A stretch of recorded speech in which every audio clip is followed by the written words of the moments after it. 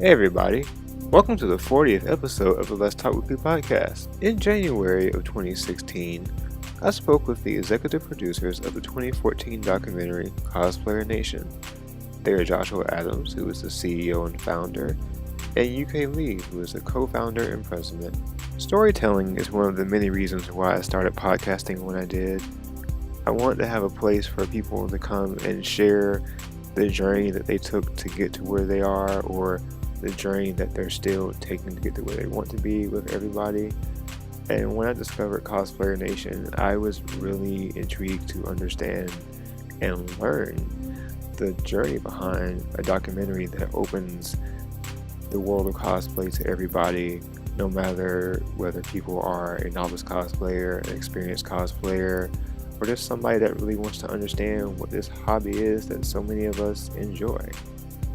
Being able to talk with Joshua and Ook about their process of filmmaking and everything involved to make the documentary a success was really intriguing to me. So I hope everybody enjoys the episode and will join me in learning the story behind Cosplayer Nation. Welcome to the Let's Talk Weekly podcast.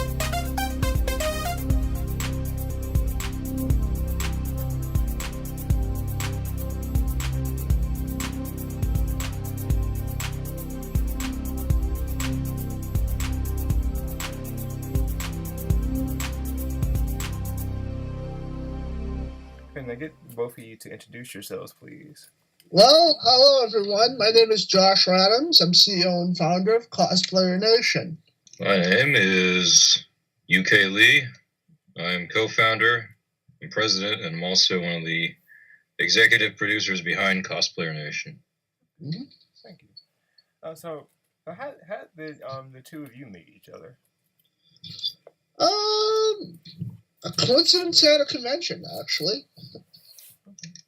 We bumped into each other, and Ook had invited me to one of his showings of a mockumentary that he did called Transcended 3, if I remember correctly, right? Yeah, that's right. That's the.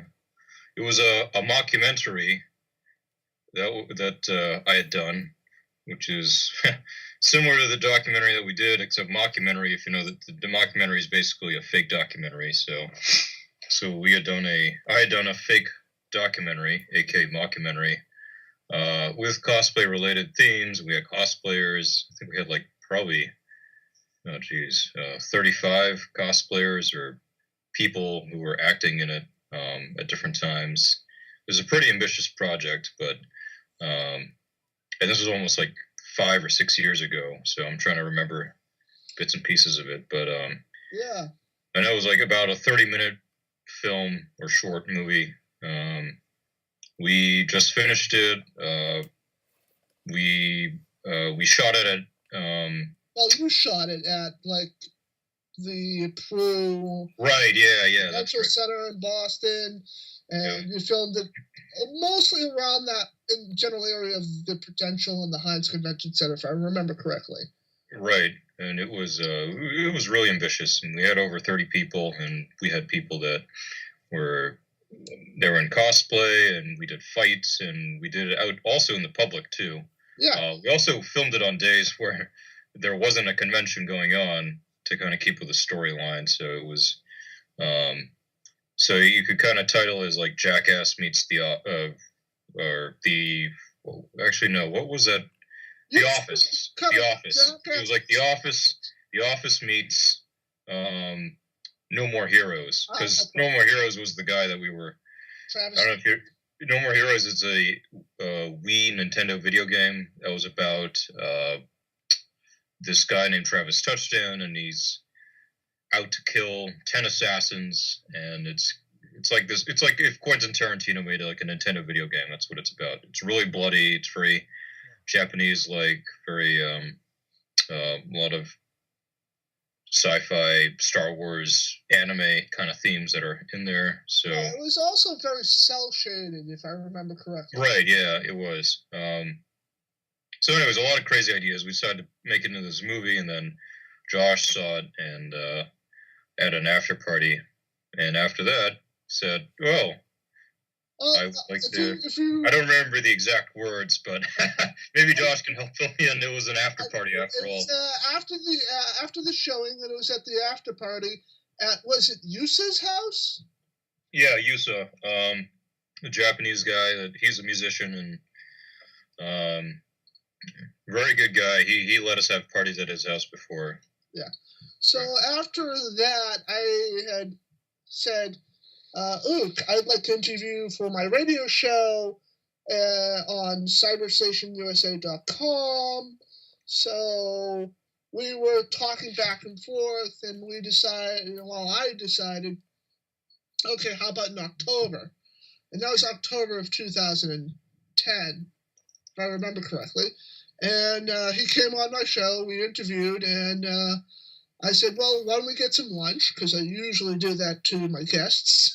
It's a nice thing to do. And over a bowl of clam chowder at Legal Seafoods, I just said, since I saw his work and I saw what he can do and saw the ambition that was there, I said, why don't we do a documentary all about cosplaying? He goes, well, I've always wanted to do one. Yeah, sure. So over a bowl of clam chowder at Legal Seafoods in Braintree, Massachusetts, Cosplayer Nation, the documentary was born. Wow. Mm-hmm.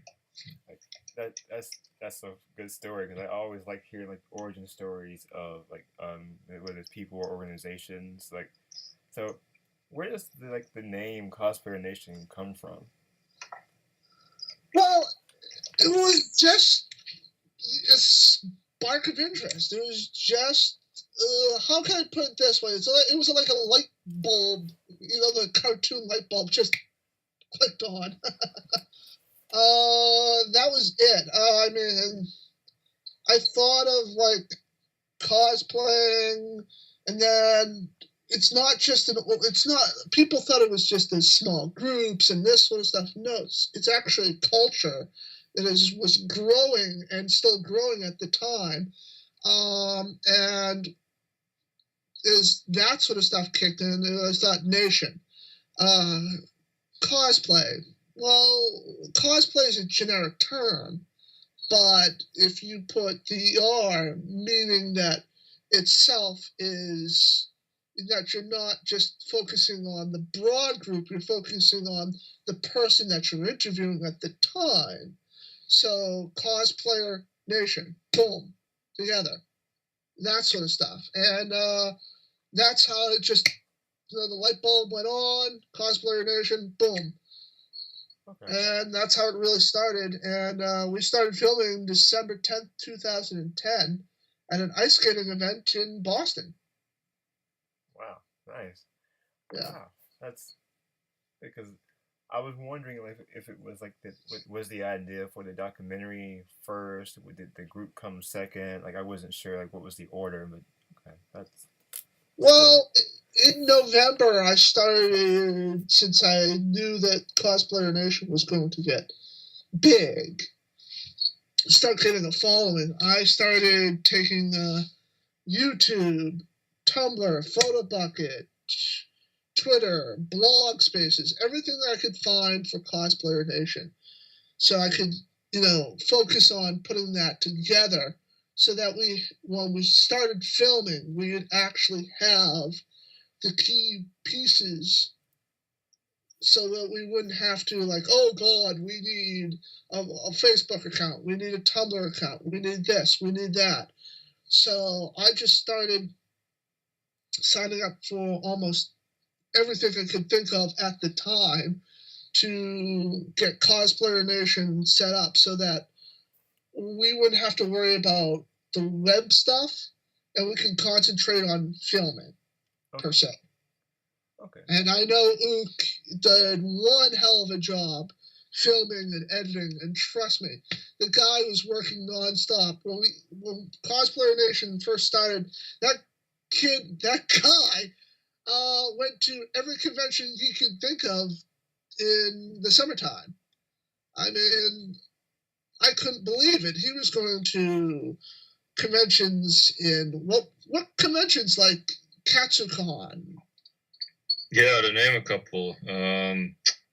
I I guess I'll give you the short story in the chronological order. So we started out in the Northeast, so PAX East, Anime Boston, Boston Comic Con, and then branched out to, I believe it was New Jersey after that. That was our first out-of-state con. You're right, it was. Yep, Anime Next, and then Oklahoma. And then all the way after Oklahoma, it was like immediately, immediately after that, it was California. So it was Anime Expo, if I remember. Anime Expo, yeah, or I might have gotten that mixed around. Anime Expo and then Oklahoma. Yep. Oklahoma was Tokyo and Tulsa, which happens a little after Anime Expo. And then after that, it was New York City, New York, Maryland. Puerto Rico, and then Hawaii, Ohio, Miami, Florida. It really, and then Indiana, we went there. We went to Washington State. Now I'm getting out of order. Just naming spots that I know that we went to that I know that you spent Tennessee, Puerto Rico. You spent time, you lucky bugger, during that winter in Hawaii for a week. Yeah, and we got you to Puerto Rico too. So eventually Josh did get to come to Puerto Rico, and it was actually a very fulfilling moment because when I went to Puerto Rico for the event was called Puerto Rico Comic Con, and I talked to them about the message of Cosplayer Nation, what we were about, and I told them this guy Joshua Adams was the founder, and like, oh well, we want to meet Josh, and then finally in 2014 we were able to get Josh over there, so we all helped out, chipped in money and stuff, and Josh was over there, and he was able to meet the people who were actually very thankful for our cause, our Cosplayer Nation, for putting them in the documentary, and also giving a spotlight on Puerto Rico Comic Con on our YouTube channel, because I think up to that point, they hadn't really gotten that much exposure until we had gotten there, and they're very grateful that we were there to do a documentary and show the world what Puerto Rico cosplay was about. And Ook himself, when he was going with his job, would go to these, the Philippines, France, that sort of stuff. We actually were doing some Skype chats with people from South Africa, people, that sort of stuff, but that's getting off of the documentary at the moment.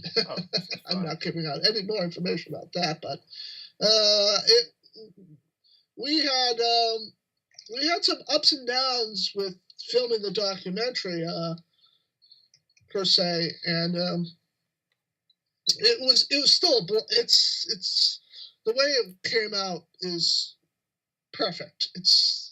It's all I could think of and all that I imagined, and it was a time where I needed to do something because my mother had passed away in April of that year of pancreatic cancer.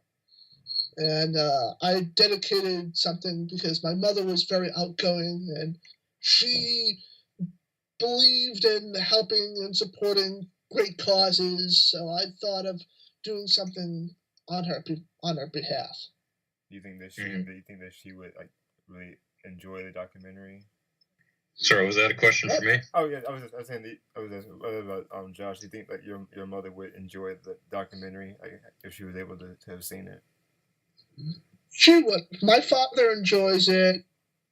My mother would have enjoyed the hard work and dedication that was put into it. I know that when everybody that sees the documentary, their eyes are opened because they've not realized that I didn't know this happened. So doing something that's educational and neutral, per se, my mother would have appreciated it very so. She would also, like a Jewish mother, doubted why are you spending all this money, but she would have loved it. Got you.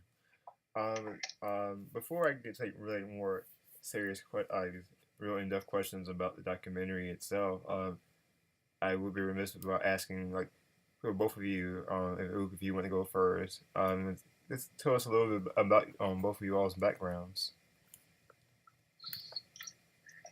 So my background is I went to school for writing originally, so I wanted to be a writer. Wasn't sure at that time what that meant. Well, actually, I can tell you what that meant. So actually, I wanted to be the president of the United States of America. This was an actual thought that I had when I was in high school at that time. But in order to do that, most people said, like, oh, you have to be a lawyer. So if you're going to be a lawyer, you got to be good at writing and debating and all that, but writing especially. So I'm like, all right, well, I can do that, because I was actually, into writing, and I like to write stories and stuff like that. But the interesting thing is that the writing that I went into, it wasn't like what I thought I wanted, but then I went into, like, I guess the broadcast journalism side of things, and I thought, oh, this is actually really more interesting than the writing that I thought, and I strayed in that direction instead of, like, the writing that one would do for lawyering, being a lawyer.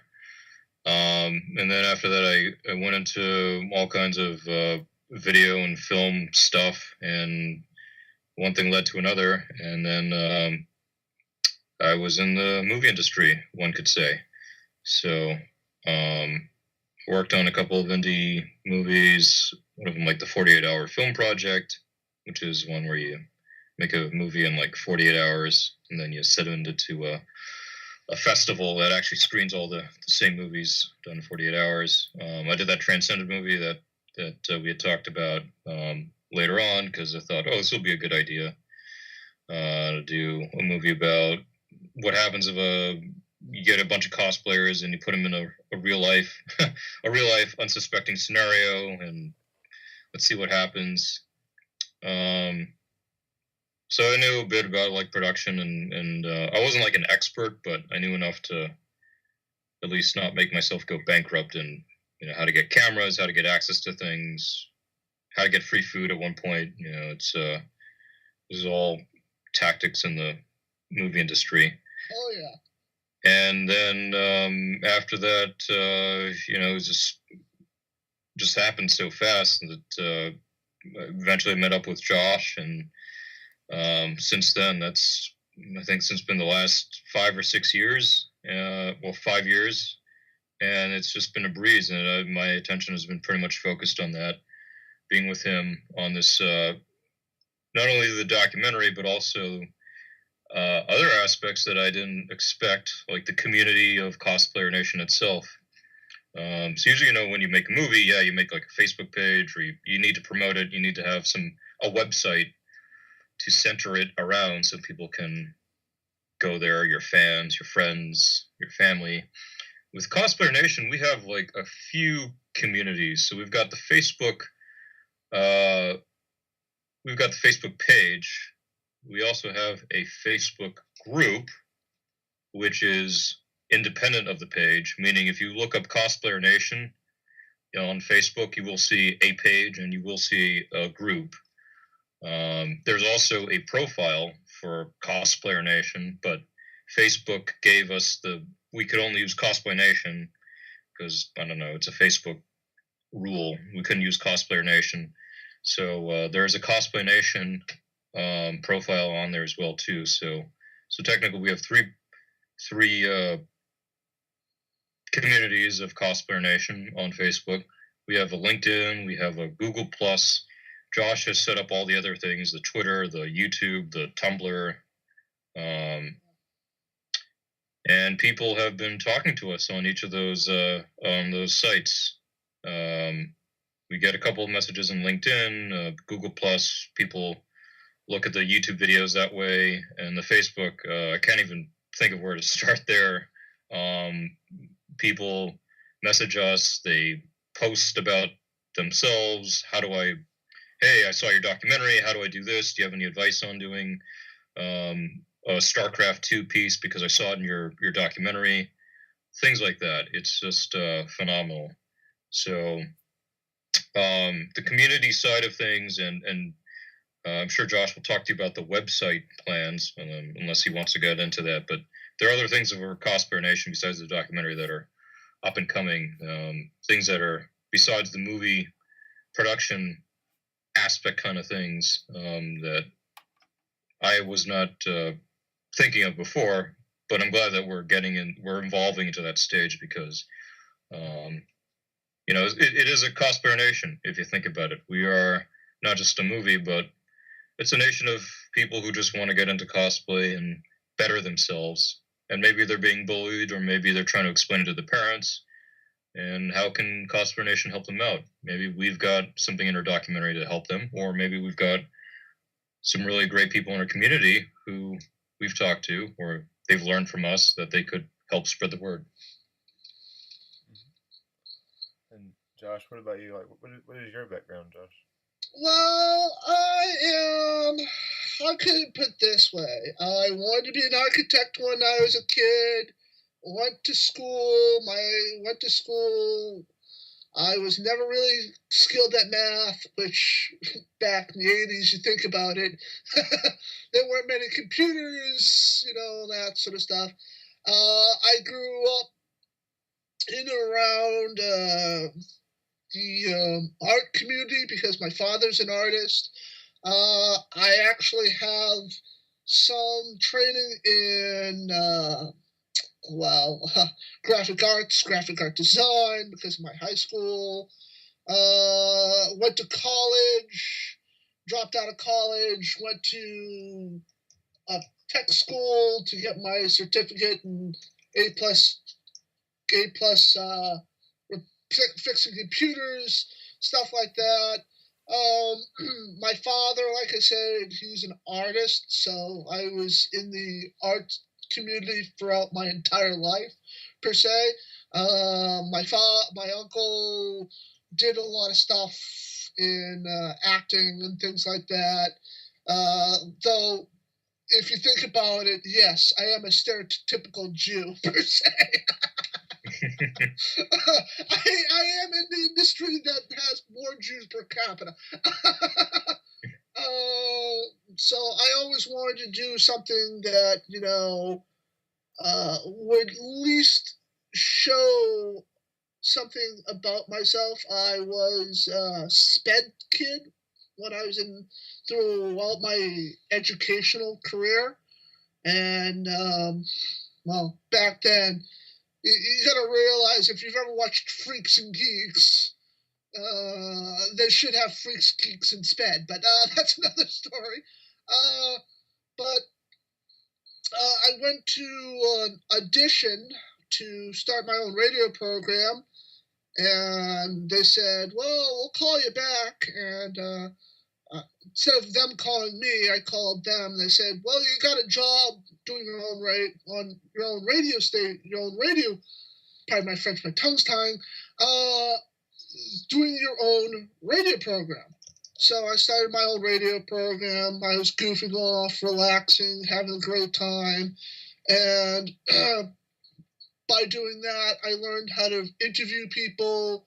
I learned a lot of the things that people don't realize. It takes a lot of hard work to sit there and discuss with people, because basically when you're doing a conversation, you have to realize and listen to the person and really understand what the person's going to talk about. So I did the radio program. I'm still doing the radio program, but all that set aside, I've always wanted to do a project that, it was either painting or photographs or video editing, that sort of stuff. I was always in the art community, per se. I was always dabbling in several fields, per se. And with all that, my mother had told us in October of 2009 that she was dying of pancreatic cancer. And I wanted to do something for her that I really. She was a very outgoing woman, like I said before, and my father is an artist himself. He does oil pastels, actually. He does paintings with oil pastels, scenes that look just like photographs.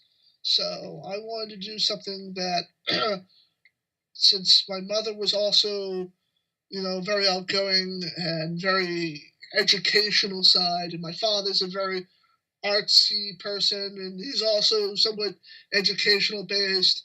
So I wanted to do a project that would that would use both sides of my father and my mother together, that would literally educate people as well as tell a good story. And I was always a good storyteller. I could never write the stories down per se, but I could always tell a good story. And when I saw Ook, I just had an idea of just doing like 6 conventions and telling a story about cosplaying. And the story didn't line up so well when we started filming. And then Ook said, "You know what? Let me take care of it." And I said, "Okay," because I could see the passion in his. I could see the passion. I could literally. There's a sense that you can literally feel the passion that he really wanted to do, and it was actually also not just me and Ook that edited the film, but you guys as well. When we went to conventions, he'd be sitting there writing down, editing, and that sort of stuff. So when it came time to like say enough's enough, and that took us what, 4 years to do? Ook? Yeah, approximately like 3 years and a half, Yeah. or 3 years and a month. But yeah, about that time. So all set aside, when we looked at the final draft, when we were looking at the last cut and last edit, we tweaked it a little bit, but afterwards it told itself it's done. There's a point where the documentary itself literally said to us, "I'm finished. Don't touch me anymore." So and that sort of stuff. And like I said, I'm saying stuff so many times, but I have been around and inundated with art, costuming, and that sort of stuff throughout my life.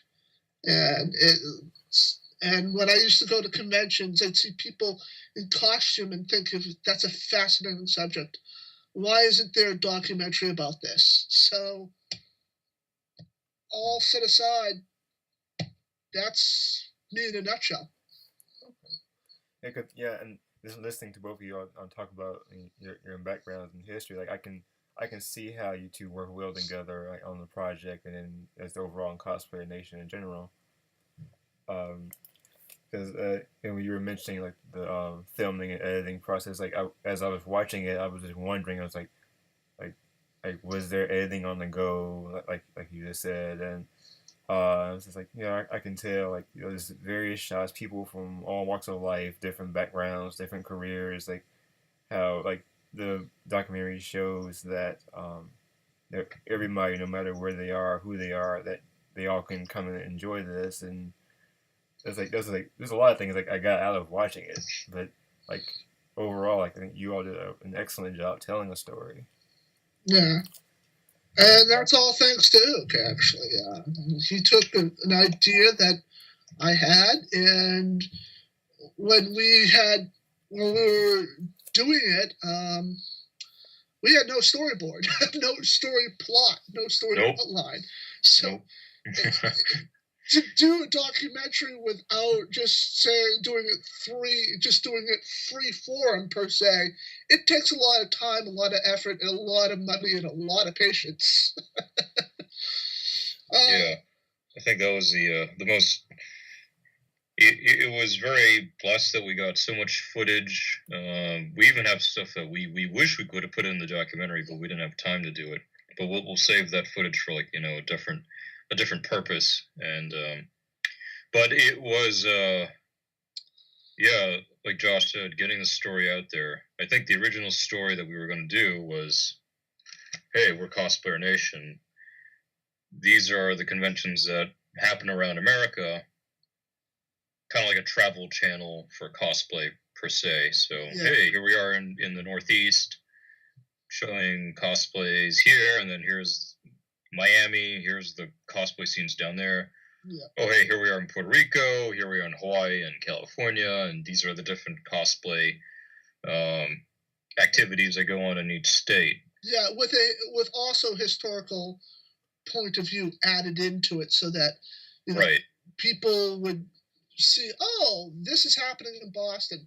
I didn't know they did this in California, Seattle, Hawaii, Puerto Rico. They, just to give a person a general feel of what's happening throughout the entire country. And when we first started off, I thought, 6 conventions, couple here in the New England area, couple in the Northeast, maybe a couple down south, maybe 1 or 2 conventions in the Midwest, and 2 conventions in like California and the West Coast, California and Hawaii. The one convention that I know Ook wanted to go to that we didn't have time to go to, and I don't even know if it still exists, is the one in Alaska.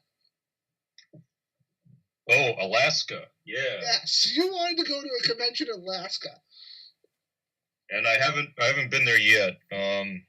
So to give our audience a perspective, this is a convention. I think it's about like I thought it was like 7,000 people. Sorry if I'm incorrectly quoting that, but it just kind of, that's what I thought I heard. But it's an actual convention in Alaska. It's like one of the largest ones up there. It's in Juneau, if I remember correctly. Right, yeah. There is a Facebook group for them as well, too. Yeah. But now I found out about them actually after we had finished the documentary. So, unfortunately, we couldn't put them in or anything. But I wanted to go visit them at least at some point, just to put some of their stories on our YouTube channel, because we have a YouTube channel called Cosplayer Nation, and what we do is any stories that we can't fit in the documentary, or any stories that we like cosplay reviews and stuff like that, we will put on our YouTube, willing that if we have time to do it, because we literally are like a 2-man job. Josh is the founder. I'm the co-founder. We had some people join us, and then they joined us, and then they dropped off, and but we do have some really great administrators that manage the Facebook group and the page, like Sophie Ding, Seku, Duke Tien, Giuliano, Paula, and Lilith Astaroth. There's so many names out there, so many other people out there that have helped us out. Yeah. That what I don't even know where to start. Isn't it Adam?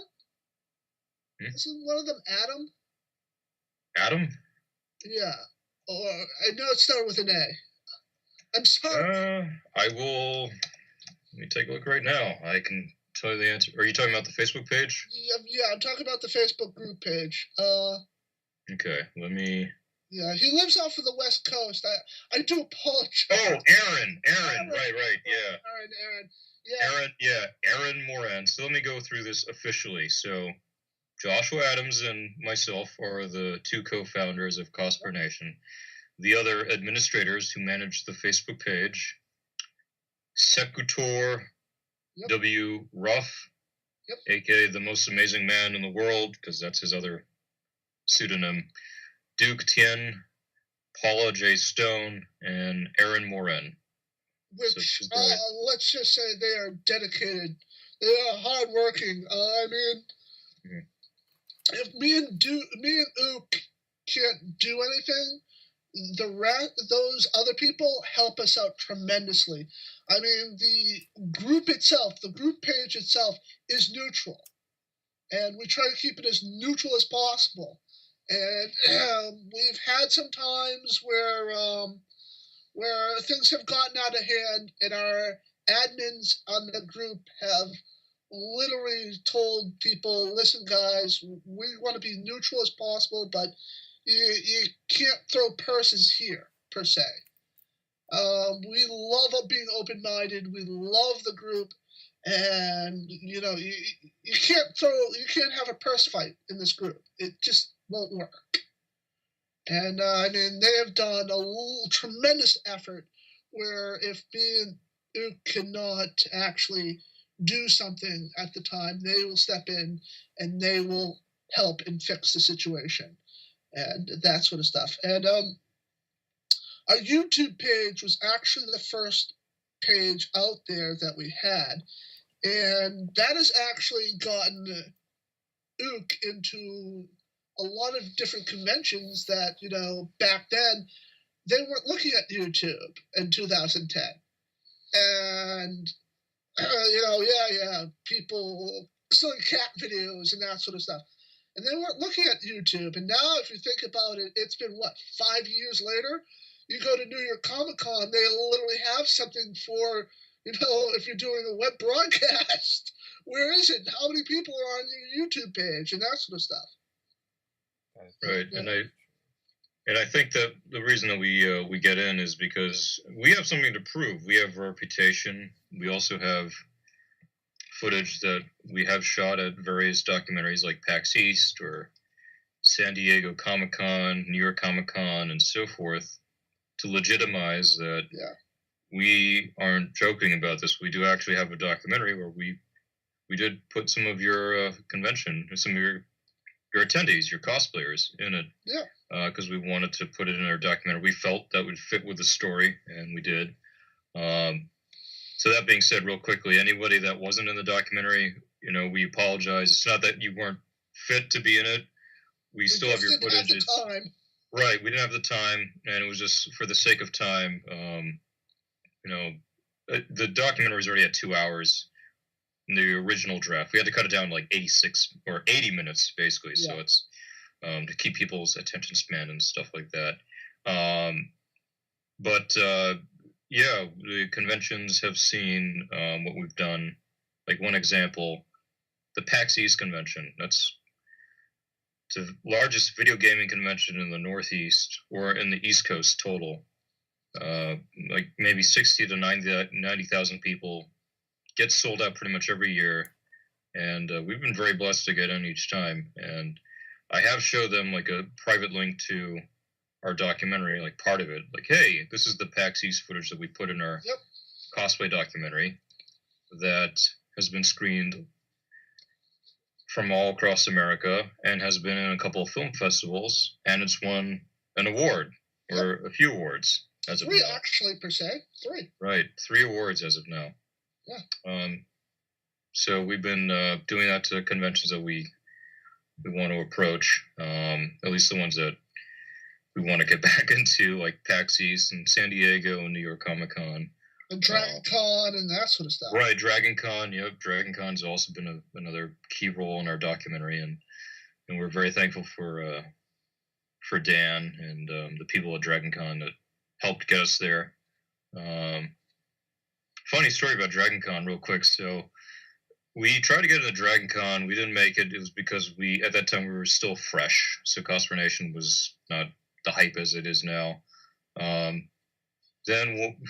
maybe 2 years later, we go to MTAC. We were guests there, and we're at this after party. We meet one of the guys there, really nice guy. His name is Dan. And he says, hey, have you thought about going to Dragon Con? Like, yeah, we tried to get in there. Can you help us out? And he's like, well, I'm media relations for Dragon Con. You do blah, blah, blah. And I mean, well, we talked obviously about the project. So he heard us out, and we were able to get to Dragon Con. With Dan's help, and this is true, that year we got into Dragon Con.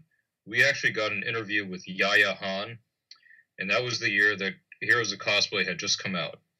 And if anybody remembers the reception and all the cloud and the air of, wow, there's a cosplay series that's going to be aired on Sci-Fi coming up later this year.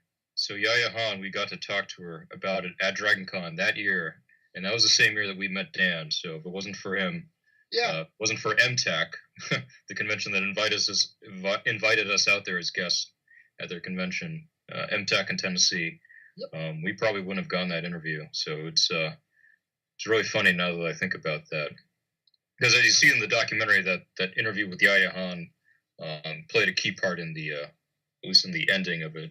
But also, she has very valuable things to say throughout the documentary. Yeah, and that was one thing that I'm like, cool, we're finished. And then Here's a Cosplay came out. It's like, oh no, but it was actually a blast per se. Is there any other questions? I guess I had a few more. Yeah, I was gonna keep in check of you all's time. I did have like one like production question for and I think you two kind of answered it, but was it just the two of you filming it together? In a way, it was either me or Ook. There were some times where Ook could not make it, so I literally might have gotten somebody that we knew to help me hold the camera, or I would go to the person's residence, put the camera someplace, and then do the interview. And then there were some times where I couldn't make it, Ook couldn't do the interview, and then a good part of the time it was me and Ook that started it, and we kept on filming. And I know Ook kept on filming beyond the benefit of the doubt, because we have about roughly 7 terabytes of raw footage. Wow. And Yep. And I know that the interview with the writer per se, Cosplay America. Oh, you're talking about the photographer. Not the photographer, the book writer. Right, man. I know what you're talking about. Yeah. Cosplay in America. Yeah, so he's a photographer, and he's also the author of that book, Cosplay in America. And then there was another book that you interviewed, Cosplay in America, and I interviewed the other author because you couldn't make it. Oh, Roland Keltz. Yes. Roland Keltz, who is the acclaimed author of Japan America. Japan America. He's been a guest at Otakon a couple of times. But yeah, Josh interviewed him, and we have some of his words about. So Japan America is about this book about the influences of anime and other Japanese culture in America and vice versa. So it was really great to hear his thoughts about cosplay, because he certainly had a bunch of them. Of course. And the thing was, you interviewed the guy at Anime Expo who did that book on cosplay in America. Cosplay, yeah. So Cosplay in America, yeah. Ijin Chung, who wrote or published the book Cosplay in America, he is a guy that just goes around conventions everywhere around America and takes photos of cosplayers everywhere, and he takes really skilled and cinema-like photos. Yeah, very detailed. Yep. He's got a booth too, so you'll see him at a convention with a booth, and he takes photos. He also does this. I think he does this internationally as well too. I've seen his YouTube channel. I know he's got like videos of him in Sweden and other places. But he is. So I met him at California at Anime Expo. We talked, and he had heard about us. He actually helped spread the word of Cosplayer Nation when we first came out, and part of his promotion of us helped spread the word. So in terms of like who helped us, some of it was by happen chance that we had people spreading the word on our behalf. To finish the story up with Cosplay in America. So we interviewed him at Cosplay or at Anime Expo. So we have a few words from him in the documentary, as you saw, talking about how cosplay helped him, in a way, get him to doing like what he's doing, which is kind of like us, except he's doing a book and a photography. And then there was when me and Ook interviewed Professor Susan Napier. So there are some times where we would, split out and have people help us. And then there are other times where we would, both of us, do it at the same time. So if you get people to help you out, per se, that are willing and dedicated to doing, holding a camera, all that sort of stuff, or, holding a mic or doing interviews, that can really help you out. And I know that Ook himself has done so much editing. We've been trying to find another editor that will help him edit the raw. We still have footage in the can that we have not edited for almost 5 years. Right. Because it is, one person editing can only do so much in a day. And I would like people out there to understand also, whoever's listening to this, everyone thinks that we have like an army of people working for us. Like, oh wow, how do you get so much stuff out there that's done? It really is just like Josh and myself. Yeah. We have the people that I mentioned about our administrators. They manage the Facebook page, which is great, or the Facebook page. Sorry, the Facebook group page. Sophie Ding is the other one who manages the page that posts on there. I got to give props out to Sophie Ding because we met her recently and she's helped us out a lot on posting on the page. But I mean, imagine like 2 guys managing the YouTube, LinkedIn, Google+, 3 Facebook accounts, etc., and also putting out a documentary. That's tough work. Yeah. Right. And we just had to bite the bullet. Josh took care of most of the business stuff and also some of the community aspects. I took care of putting together the documentary and also just being PR and other tasks. I mean, we did have people that wanted to help us out, and unfortunately they dropped out. I'm not going to mention any names, but we talked for a while, and it ended up being just Josh and myself. So this is just something that, and we paid our own money into it as well too. But that's besides the point. The point is just that we're a 2-man show, and we started this, and it's up to the point where we are because we molded it into the thing that it is now. And I forgot to mention Jeremy Lacey, our advisor, has helped us with some of the legality and legal aspects of doing the documentary, and he has helped us out throughout the beginning in full force when we've had some questions that Ook doesn't know and I don't know. Right. And he has helped us out full blast.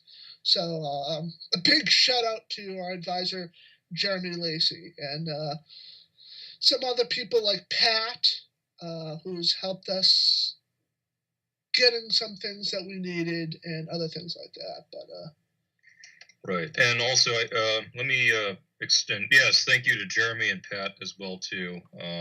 Geez, there's so many other people to thank. Yeah. Larry Furry from Florida, he's helped us out to promote the word. He's been with us on a couple of trips also. We, in the making of this documentary, so we did have some people actually from other states who had like video cameras and stuff, and they filmed at their conventions, and they sent their footage to us. Yeah. So that's how we were able to film at some of these, technically film at these other places. It wasn't us, but we had other people helping us. If there was like a convention here in Boston, another convention in like North Carolina, and we wanted to film at both conventions, and I know who could either not make it or I couldn't make it. So, some people would go, oh yeah, I want to help out in North Carolina. And they would film and send us the footage and that sort of stuff. And we get the footage, and like I said, it is like Uke is saying, it is a two-man crew. It is two men who are really the backbone of the company per se, and but everybody else that has helped us, they are the full embodiment of Cosplayer Nation, and and I've wanted to try to get Luke help for a long time because I mean he's worked nonstop, 24 hours a day, almost 7 days a week, and with him doing editing and then going to his job, me trying to do the business side, then going to my job. So basically, we've been running, I've been doing like 2 jobs. Luke's been doing 2 jobs. And that's kind of, a lot of people don't realize that takes a lot of time and a lot of effort to do. And Cosplayer Nation is a passion, and we want to keep it growing at its pace and let it just grow organically, per se. Mm-hmm. And someone that I told you all before we start recording that I just watched it again, and like the story, I think you all said this like to tell like it, as you said, the documentary it tells itself, and like I got that feeling in the beginning of like, okay, I'm on a journey, and then because I won't spoil anything for people who have not seen it, but it's like the way you ended it with the music you used and the music in the beginning, it's like you have that good end point, I mean beginning point and end point, and it's like, okay, now I'm ready to go out here and do something myself. So I commend you both and everybody involved on the work. Yeah. Thank you. Yeah. And let me give you some other insight about the how we ended up with that, the ending, and also the story of Cosplayer Nation. So I said in the beginning that we started this documentary out as, hey, we're going to show you conventions in the Northeast, we're going to show you conventions in Miami and Florida or in California, and go across the United States. And that was the structure of the story. And then 2 years in after that, when we showed like the first draft of it to some people, they're like, yeah, we like where you're going, but they didn't get the point. And I'm glad that they were honest with us about that, because then we restructured the whole thing, and that's when we started storyboarding it, or I guess not storyboarding, but literally took a piece of paper, write down, okay, beginning, middle, end. What's going to be the beginning? What's the middle? What's the end? What's all the stuff in between? And that piece of paper has grown to like many pieces of paper that and this is what Josh refers to, like when I'm writing notes down and stuff, every time I see the documentary being screened at a convention, not now since the documentary is done now, but like in the past when I was seeing the documentary being screened at other places, I had done that so that I would know in my mind mentally if I saw something that maybe should be switched around or stuff like that, then I would do that. Yeah. We also took segments of that documentary and we showed it to other people privately to see what they would think. And these people would privately respond back, oh, I like this or I like that. And this is another element of Cosplayer Nation. We don't have like a group of corporate producers hounding us like, oh, you got to put this in, you got to put this in. We are indie, and we had the people tell us what they thought worked. And we took their suggestions. Some of them we didn't take because we have so many suggestions from the people out there who have seen this stuff. So, but we took as many as we could, and we tried to fit them into this documentary. So this is actually not just something that we made, but we also had the opinions of other cosplayers out there from all around Facebook or Google, people that we messaged that told us, hey, this is what I think about this section of the documentary that you sent to me privately, or this is what I think about this section. And we took that into account, and that's how we made Cosplayer Nation to the story that you saw with your own eyes. Yep. And some people have thought that woman that was kind of like, what are they doing like at conventions? Are they doing like with bunny rabbits? They thought that was scripted. That's actually that was one thing that I wanted to have somewhat the positivity and the negativity to keep it balanced, to keep it neutral. And some people thought that she was either scripted or that sort of stuff. And no, she wasn't scripted. She just did not understand cosplaying and what it was all about. And there are parts where I had told Ook, keep that in, where he literally going, well, if I take that out, it'll flow. And oh no, that's gonna be staying in. The Indiana Jones montage, Ook wanted to change that up a little bit.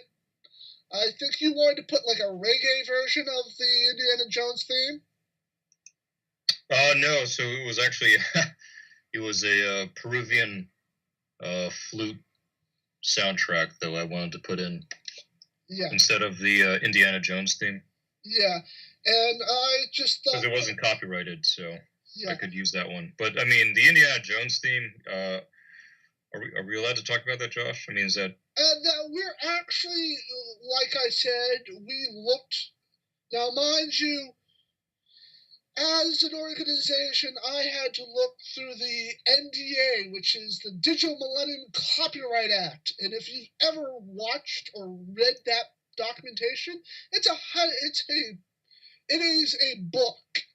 It is a huge monstrosity, and it's all legalese per se.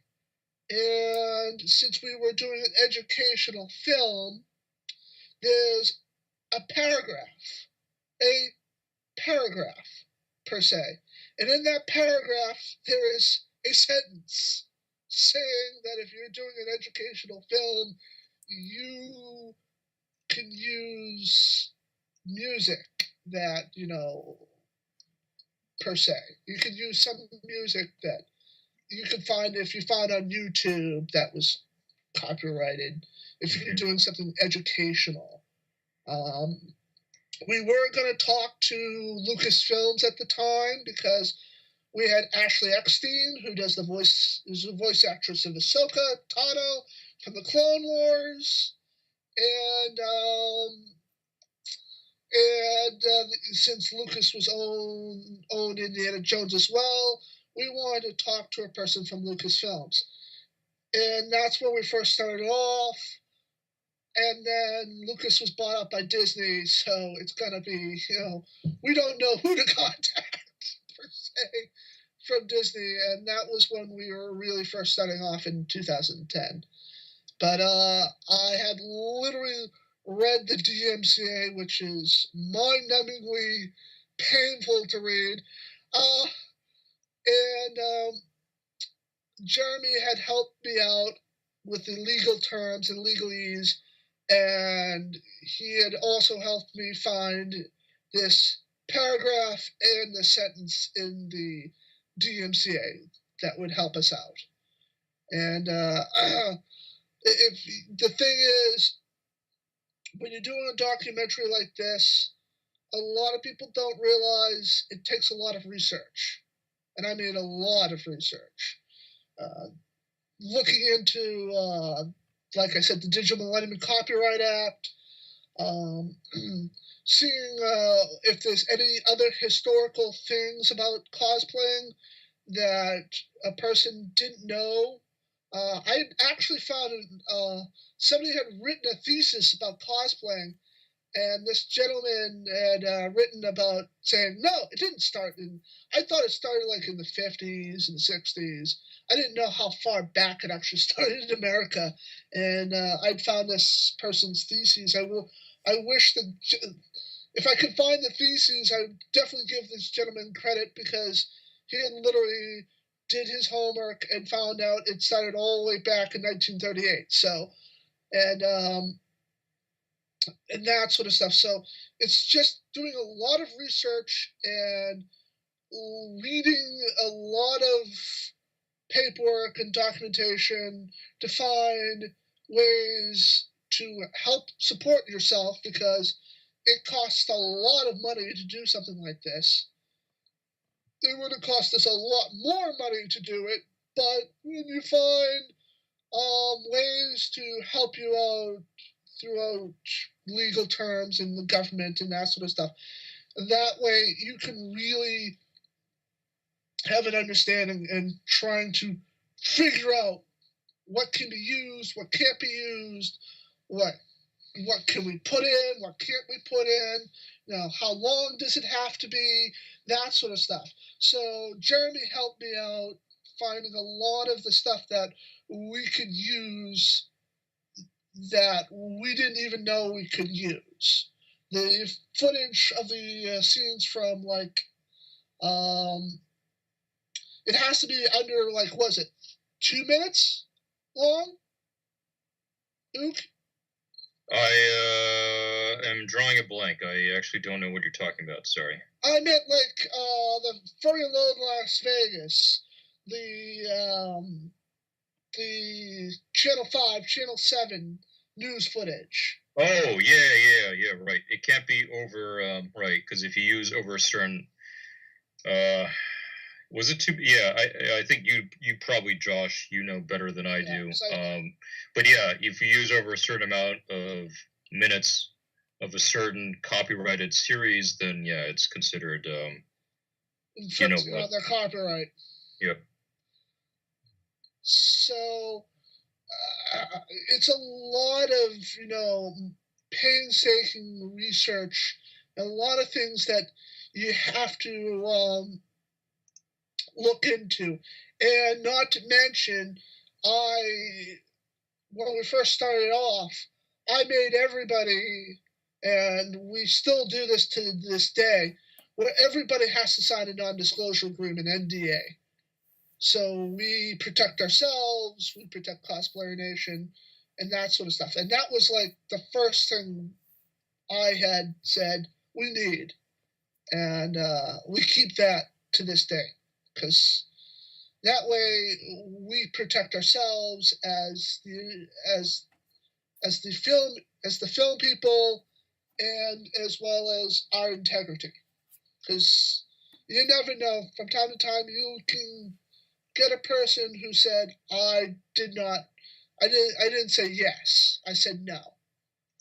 And we've never had that happen, but I'm just saying, you can have from time to time a person who said, I didn't like that, I said no, but then you say to them, well, you signed an NDA. So technically you can't, you can change your mind, but you can't really, legally come after us. That is true. I know we're a little over time. I want to say thank you both for coming on and speaking with me today. Oh yeah, you're welcome. Yeah, you're welcome. Let's take one last question for both of you, and then ask if you want to say how people can contact you online and where they can view Cosplayer Nation. Do you all both feel like that the story that was told, are you getting positive feedback from fans?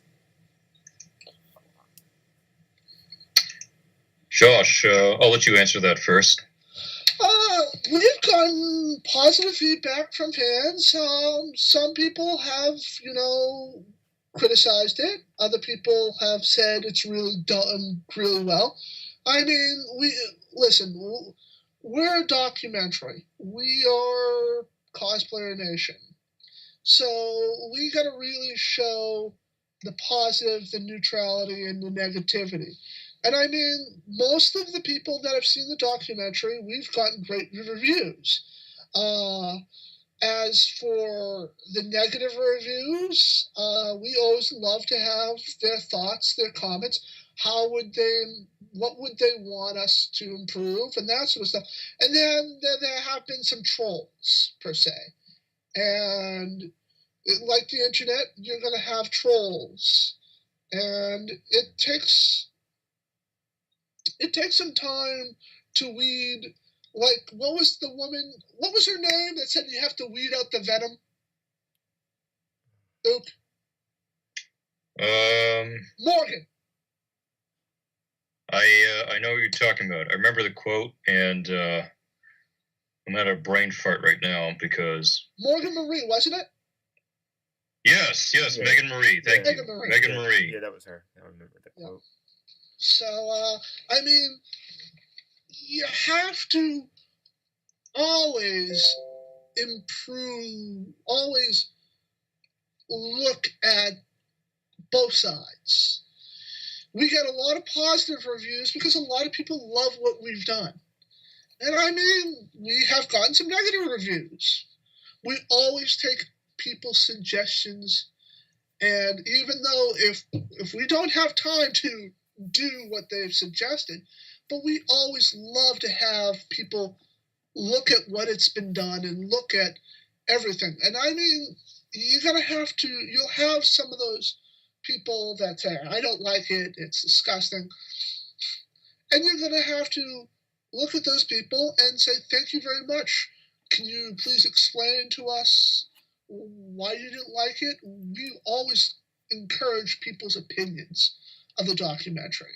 And if they just go, well, it's this, well, and then they don't say, I still don't like it. If they don't give us their opinion, then they literally go, well, I still don't like it. It stinks. Well, we'd still love to hear from you. And if you're still being, like the internet is, sometimes you'll get those trolls. And I'm always very, who can realize, Ook himself can understand what I'm talking about. Let me tell a quick story about the trolls part, because yes, as you saw in the documentary, yeah, there are some parts where we talk about bullying and people who get trolled on, and they get death threats or sex threats, things like that. So at one point, we did get this in our documentary before. I think it was like maybe a year and a half into the documentary, we got people posting stuff about that. Either on Facebook or on 4chan, and we knew who they were. We used that to our advantage. That was actually one of the screenshots in there, as you saw when you watched the documentary, mentioned Cosplayer Nation. So that was one of the screenshots that I grabbed from one of the actual posts about us, thanks to so-and-so, who will not be named, but who pointed us out to that, and we used that to our advantage, and thought it would go really well into the documentary. So I think the lesson to be learned from that is you can turn anything bad about you into something good. Yeah. And it's always good to be open-minded. Like she said, you're going to have to weed out the venom to find the gold. And that way, we always love to have people's opinions. We always, and I mean, I'm a person who, I've had some trolls on Cosplayer Nation, and Ook has seen this, where to defeat a troll, you have to be nice to a troll. You can feed them the fuel, but when the fuel that you're feeding them is polite, niceness, being very, we'd love to hear from you, we'd love to hear about your opinion, that literally takes that negativity that they're doing and it uses it to turn to a positive outlook. And a lot of people that have been on our YouTube page or been on our Facebook group page, they see that sort of stuff, and that actually helps out. It helps out. So it helps out greatly, and that sort of stuff. So even if it's a negative review, I'm still saying, hey, it's a review. It's somebody talking about it. It's a negative review, but it's still they're talking about Cosplayer Nation, and I'm happy that they're talking about it. Anything else, Ook? Does that sum up the whole thing? Yeah, and I would say in short also, we've been very blessed to get to a number of film festivals since 2014. up until now. 2016, we haven't planned that out yet, but Yeah. we have been to a couple of film festivals. We've won 3 awards so far. One at Florida SuperCon. And the film festival twice. Yep, at the Geek Film Festival. Once in New York and once in Arizona. Right. So New York Comic Con, Super Week, and then the in Arizona was the Tucson Comic Con. We Yep. won an award there. We've had a lot of positive reviews on our Facebook page. Also, the IMDb page as well too, because there is an IMDb up for Cosplayer Nation. Yep. Thanks to Lilith. Yep. Thanks to Lilith Astaroth, who helped us set that up. So, as well as you went to Worldcon and you showed it there. I did, yep. So Worldcon, that was one of the film festivals that we showed it at, which is very historic because Worldcon, as we mentioned in the very beginning of our documentary, that's where Nobuyuki Takahashi kind of got inspired by. I'm sorry, you're getting that confused. Worldcon was the first sci-fi convention in New York, which then became Worldcon. Am I mixing that up? Well, what I meant to say was so Nobuyuki Takahashi, he went to Worldcon in 1984. Oh yeah. And he saw photos of people he saw people basically dressed up in cosplay. At that time, there was no word for cosplay, but he saw people dressed up in Star Trek outfits and Star Wars and some Disney characters, I presume, things like that. That's how he developed the term cosplay. Mm-hmm. So to present this at Worldcon was pretty cool. Yeah. Worldcon is like one of the oldest conventions out there, and it's sci-fi, it's fantasy based, but I was there at Worldcon, I saw like anime, I saw comic books, there's like a whole bunch of, it's very multi-genre. Yeah. Which if I remember correctly, that was the 1938. I thought, okay, so Nobuyuki went to Worldcon in 84, and the first sci-fi convention in Manhattan, which then became Worldcon, which we also talk in our documentary as well. Right. Yep, that's right. Yeah, I'm sorry, I got that confused. No, that's all right. Yeah, that's what I'm here for, to clear you up. Yep.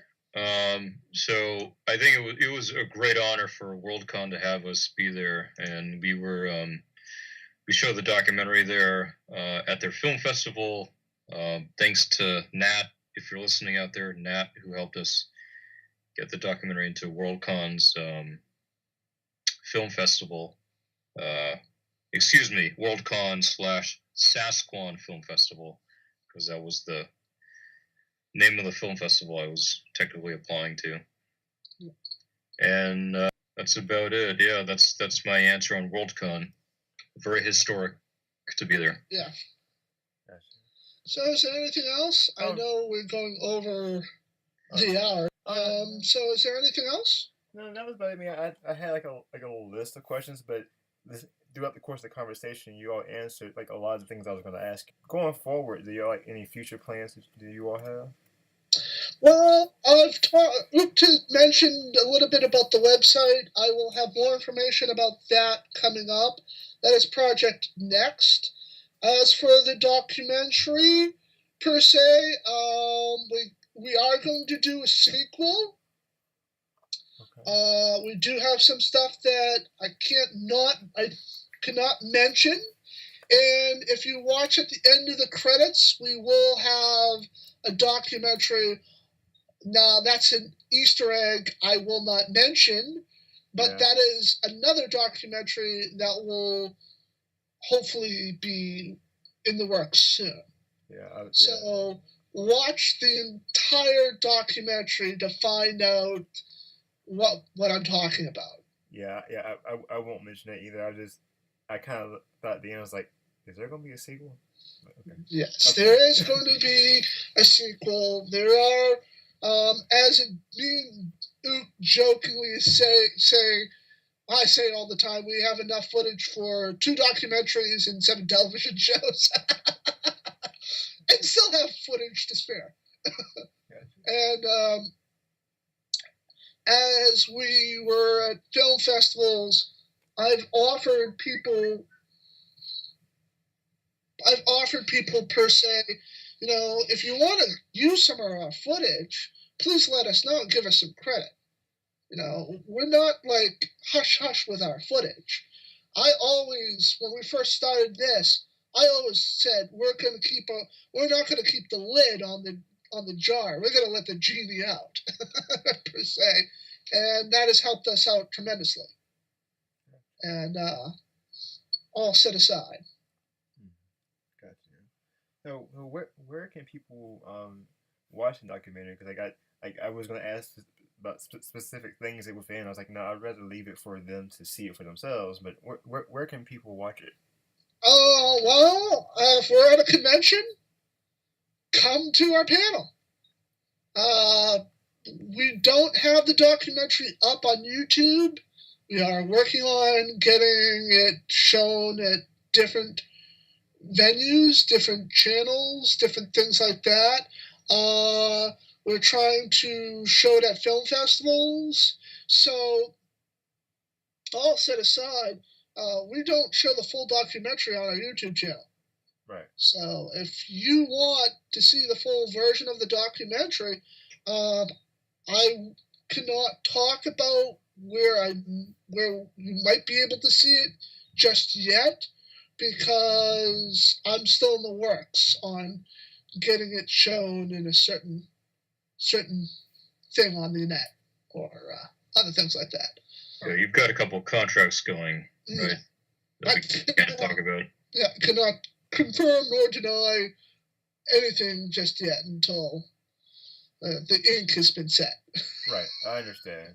So, but I guess I'll say thank you. But on our if you look on our Facebook page, anytime that we are going to go to a convention and that we will be screening our documentary, we will definitely be sure to post it on our Facebook page. Yeah, so the Facebook page will definitely be a place where you can catch up on all the info of like, oh, hey, here's where we're screening it at. Yeah. Even if it's like local, like if it's in Boston, that's where we're from, we'll post it there as well too. So that's the best source of doing that. Likewise, it'll be posted elsewhere on Facebook and Twitter and things like that, but definitely the Facebook page would be the first place to look. Which is our like page, Cosplayer Nation. It's a like page, so we mostly, hey, we're at this convention and we're showing the documentary at 4:15 at Panel Room Excelsior. Gotcha. So I will give a hint at this point. It's not, it's almost confirmed, but there is a convention, and it is called, and I kid you not, Congregation. Like congregation in a church. So if before you get any ideas, I mean, it's called Congregation. Yes, it is church related, but it is also an anime con. Well, it's an anime, comic, and sci-fi con. It's a general convention for geeks. Yeah, and it's in Omaha, Nebraska, and it's happening. Let me look it up again. I think in April. Yes, it's happening April 22nd to the 24th of this year. It's called, if you look it up on Google, it's called Congregation Exodus. You might see the documentary there. Yeah. So if anyone's around the Omaha, Nebraska area, keep those dates out because you may see the documentary there. We'll make it official on our Facebook page once that's confirmed. But we're I think we're very good, hopefully very good hopes of getting it screened there. Yeah, so we're in works on, showing it at conventions and showing it in many different platforms. But at the moment, if you want to see anything about cosplay or get a general sense of Cosplayer Nation, check out a YouTube page. You might actually see videos that we've used in the documentary on the YouTube page. So that sort of stuff. But if you want a general thought of what the documentary is all about, check out our YouTube page, Cosplayer Nation. Just Cosplayer Nation at YouTube. Do either one of you like have like I guess like personal Twitter or Facebook pages if anybody wants to contact you, or would you just suggest that they all go to the Facebook pages? I think it would be better off to go to the like page, which is Cosplayer Nation. Like, I have my personal page and Cosplayer Nation. Joshua Adams at Cosplayer Nation. That is our Cosplayer Nation page. But if they really want to get a hold of us, just Gmail us, cosplayernation@gmail.com, and also our like page on Facebook. So I mean, generally I try to do most of my media through those pages. But personally, if they want to talk to either one of us, that way, just say Joshua, hello Josh, my name is such and such, or hello, my name is, hello Luke, my name is such and such.